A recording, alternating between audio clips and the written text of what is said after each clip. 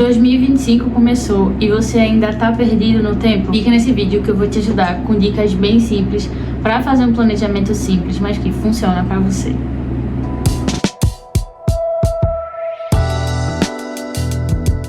A primeira coisa que eu gostaria de dizer é que se você ainda não conseguiu se planejar, se você ainda não conseguiu colocar metas para o seu ano, não se culpe. Se planejar não é uma coisa fácil, requer muita disciplina, requer muito esforço, então não se culpe por não ter conseguido. Mas você não precisa ficar nessa.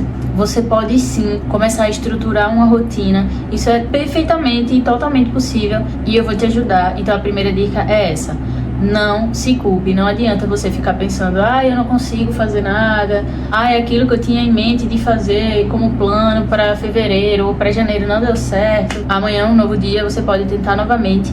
Então continue tentando. Depois da dica número 1, você está pronto para a dica número 2. Comece fazendo um planejamento mensal. Separe datas especiais, datas de aniversário, separe programações que já estão marcadas há mais tempo. Tudo isso vai fazer parte do seu planejamento mensal. Esses são os seus compromissos a longo prazo. Tudo isso vai estar dentro desse primeiro planejamento. Isso é importante para quando a gente for fazer o planejamento semanal. Você vai precisar consultar o seu planejamento mensal para saber quais os compromissos estão naquele mês e vão fazer parte do seu planejamento semanal para você saber o que é que você vai participar ou não. E essa é justamente a terceira dica. Quando você for montar o seu planejamento semanal, você vai colocar lá segunda, terça, quarta, quinta, sexta, sábado e domingo. Você vai colocar primeiramente as atividades que já estão no seu planejamento mensal. Por exemplo, na terça-feira é aniversário da minha mãe e eu vou para casa dela. Então, pela manhã eu vou estar na casa da minha mãe. Eu sei disso porque eu já consultei o meu planner mensal e vi que naquele dia é o aniversário dela, então eu não vou marcar mais nada para isso. Desse jeito você vai fazendo, vai preencher o seu planejamento semanal com as atividades do mês correspondente àquela semana. Existem pessoas que conseguem planejar a semana inteira de uma vez.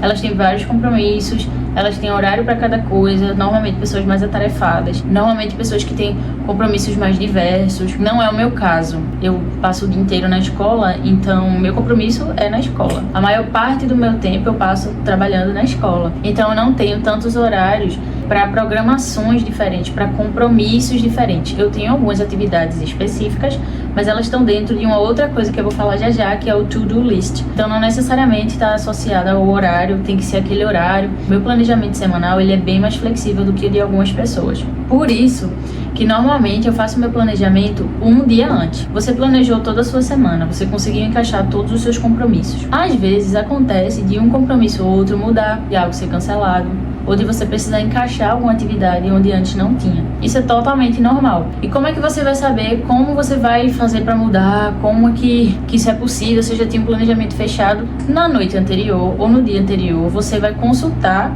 o planejamento do dia seguinte e ver se tem algo que precisa ser mudado ou não. Se tem algo que você precisa acrescentar e tirar ou não. Se não, tá tudo certo. Mas se for necessário, você faz as alterações precisas e também vai estar tudo certo. Para a dica número 5, eu tenho os to-do lists, que são justamente a lista do que fazer. E fazer o to-do list é muito importante justamente para você saber o que vai precisar fazer no dia seguinte. De repente você marcou alguns compromissos, mas você estava em casa e percebeu que você vai precisar lavar roupa de última hora, ou que você vai precisar arrumar alguma coisa da sua casa de última hora. De repente tem mais de uma atividade e você está tão perdido com tantas atividades que você fica desorientado. Coloque no papel um to-do list. Eu tenho que fazer isso, eu tenho que fazer aquilo, tenho que lavar pratos, tenho que... Coloque tudo que você tem que fazer antes de sair, ou antes que o dia seguinte chegue, ou no dia seguinte, ou coisas que você precisa fazer no dia seguinte. E aí você vai saber exatamente como distribuir ela de acordo com os horários, ou como distribuir ela de acordo com os dias. De repente o que você tem para fazer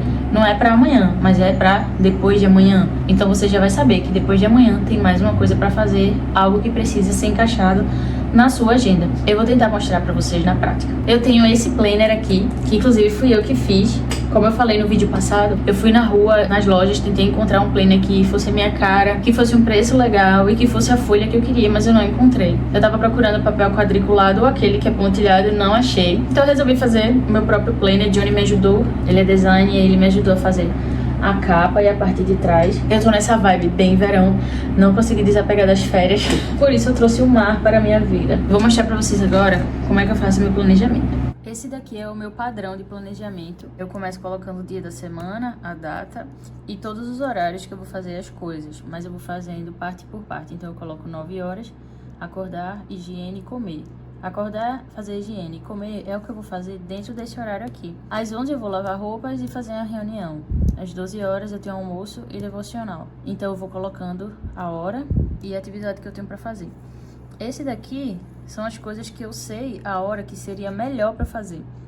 Mas tem coisas que são aleatórias e que não necessariamente precisam se encaixar em um horário específico. Se eu tiver o dia mais livre, como por exemplo esse dia que era o domingo, se eu tiver o dia mais livre, eu posso simplesmente ir encaixando as minhas atividades aqui. Mas como é que eu vou saber quais são as outras coisas que eu tenho para fazer e como é que eu vou distribuir elas de acordo com os horários? Eu preciso fazer uma to-do list, que é o que eu faço aqui do lado. Eu escrevo tudo o que eu preciso fazer e ou eu vou encaixando elas aqui no meu planejamento com horário, ou eu simplesmente deixo elas aqui avulsas mesmo.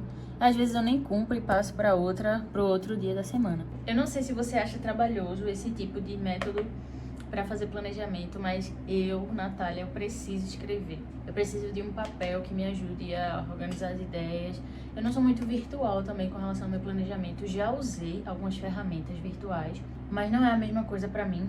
E eu tenho um problema na visão que às vezes me incomoda muito, ficar olhando toda hora para o computador.